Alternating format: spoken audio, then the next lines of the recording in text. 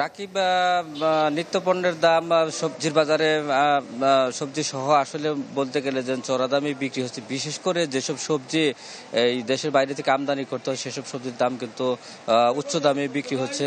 যেমন গাজর, টমেটো, কাঁচামরিচ এগুলো কিন্তু দেশের বাইরে থেকে ইন্ডিয়া থেকে আনতে হয়, এবং এই যে শুক্রবার শনিবার 2 দিন পোর্ট বন্ধ থাকার কারণে কিন্তু এই দামটা কিন্তু আরও বেশি বেড়ে যায়। যেমন আজকে টমেটো বিক্রি হচ্ছে 180 টাকা কেজি, এবং গাজর বিক্রি হচ্ছে 200 টাকা কেজি দরে, কাঁচামরিচ বিক্রি হচ্ছে 240 টাকা কেজি।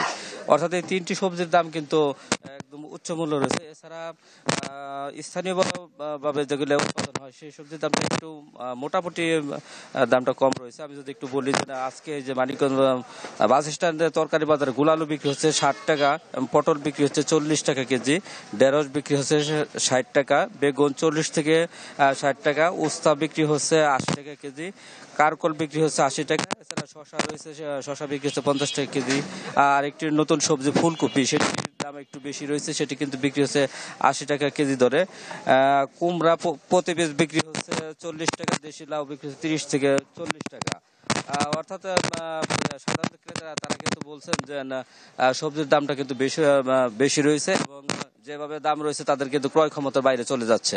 রাকিব, ইউসুফ, আপনাকে ধন্যবাদ। দর্শক, এবার যুক্ত হচ্ছেন আমাদের আরেক সহকর্মী হারুনুর রশিদ চৌধুরী। হারুন, দেশের বিভিন্ন স্থানে কিন্তু শিক্ষার্থীরা বাজার মনিটরিং করছে, এতে স্বস্তি ফিরেছে কিনা?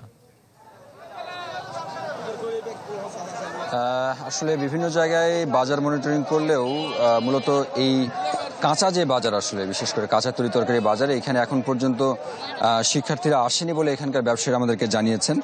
তবে তারা কিন্তু এটি প্রত্যাশা করেন, কারণ বিভিন্ন ধরনের জটিলতার কথা বলেছে, বিশেষ করে খাজনার কথা তারা বলেছে যে এখানে প্রতি কেজিতে খাজনা আদায় করা হয় 1 টাকা করে। এটি আসলে যারা বিক্রি করতে আসেন তাদের জন্য খুবই কষ্টসাধ্য। আসলে নিয়ম হচ্ছে যে প্রতি মনে খাজনা আদায় করতে হয়, কিন্তু এখানে কিন্তু প্রতি কেজিতে আদায় করা হয়। পাশাপাশি আজকে যদি আপনাকে একটু বাজার বলি, যে গত 1 সপ্তাহের ব্যবধানে প্রত্যেকটি কাঁচা তরি তরকারির দামই কিন্তু বেড়েছে নওগাঁর বাজারে। বিশেষ করে বেগুনের কথা যদি বলি, যে বেগুন ছিল আসলে গত প্রায় 1 সপ্তাহ আগে 30 টাকা কেজি, সেটি এখন 50 টাকা কেজিতে বিক্রি হচ্ছে। করলা ছিল 60 টাকা কেজি, সেটি এখন 65 টাকায় বিক্রি হচ্ছে। ঢেঁড়স আছে, সেটি প্রতি কেজি কিনতে গুনতে হচ্ছে 40 টাকা, যেটি ছিল 30 টাকায়। সবচাইতে যেটি বেশি বেড়েছে সেটি হচ্ছে কাঁচামরিচের বাজার। এটি আসলে আজকের বাজারে পাইকারি বাজারে 250 টাকা, যেটি 1 সপ্তাহ আগেও ছিল 160 টাকা।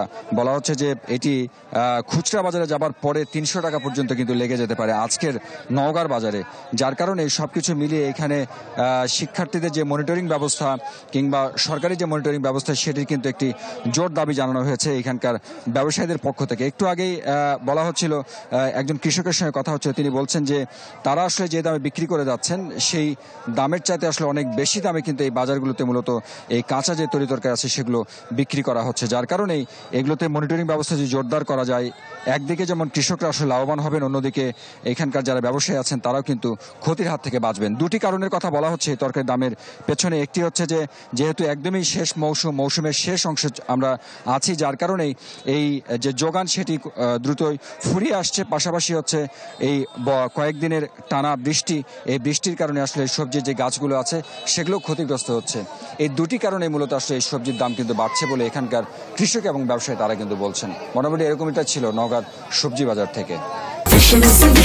ঠান্ডায় হবে ছিল